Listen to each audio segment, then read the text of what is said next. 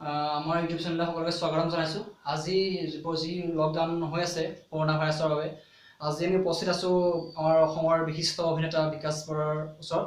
বিকাশ বৰা বৰ্তমান লকডাউনৰ সময়ত কিতাপ চিতাপ পঢ়িয়েই সময় অতিবাহিত কৰিছে। আমি পোনপটীয়াভাৱে যাব বিচাৰিছোঁ বিকাশ বৰাৰ ওচৰলৈ। দাদা, আমি আপোনাৰ লগত অলপ কথা পাতিব বিচাৰিছোঁ। কেইবাবছৰ ধৰক মই আহ্বান জনাম যে ছাৰ দাদাই কিবা পঢ়ি আছে। হয় দাদা, যি কৰোণা ভাইৰাছৰ যি আৰম্ভ হৈছে এই সময়ত আপুনি কিদৰে সময় অতিবাহিত কৰিছে, যিহেতু ঘৰতে আবদ্ধ হৈ থাকিবলগীয়া হৈছে? মই তোমাৰ কৰোণাৰ সময়ত মই ঘৰতে আছো, মই কলৈকো ওলাই যোৱা নাই।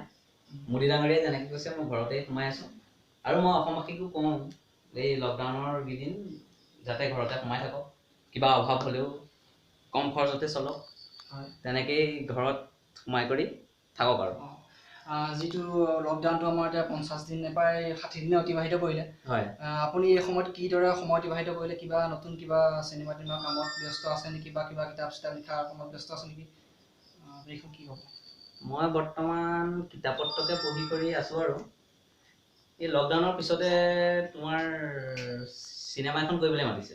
হয়, মই জানিব পাৰিছোঁ আপুনি 3খন চিনেমা ইতিমধ্যে কামত ব্যস্ত আছে বুলি। হয়, মই এইটো শুনা মতে কিবা লকডাউন জনমে জনমে, লকডাউনে আমনি কৰে, লকডাউন ৰিটাৰ্ণছ, এনেকুৱা ধৰণৰ কিবা কিবি চিনেমা আহিছে। চাউথৰ লকডাউন ৰিটাৰ্ণছ, লকডাউন নেহি জিন্দা, কিবা এখন আছে, নাম পাহৰিছোঁ মই, ক্ষমা কৰিব। এইখন ওপৰত আপুনি চাউথৰ কিবা প্লেন আছে নেকি? চাউথৰ কথানো কি ক'ম, চাউথলৈ মোক মাতিছে, কিন্তু মই যাবলৈ মন নাই। মই লকডাউন জনমে জনমেখন কৰি আছো। চাউথৰ প্ৰডিউচাৰ মোক আহি ঘৰ পাইছেহি, মোৰ যাবলৈ মন যোৱা নাই। এয়া শুনি গৈছে চাউথৰ ৰাজমৌলীৰ নিচিনা মানে প্ৰডিউচাৰ আহি ঘৰ পাইছে, কিন্তু তেওঁ যাবলৈ মন নাই। অসমীয়া কাৰণে বহুত কৰিছে। এই সন্দৰ্ভত আমি বহুত শুনি অসন্তুষ্ট হৈছোঁ।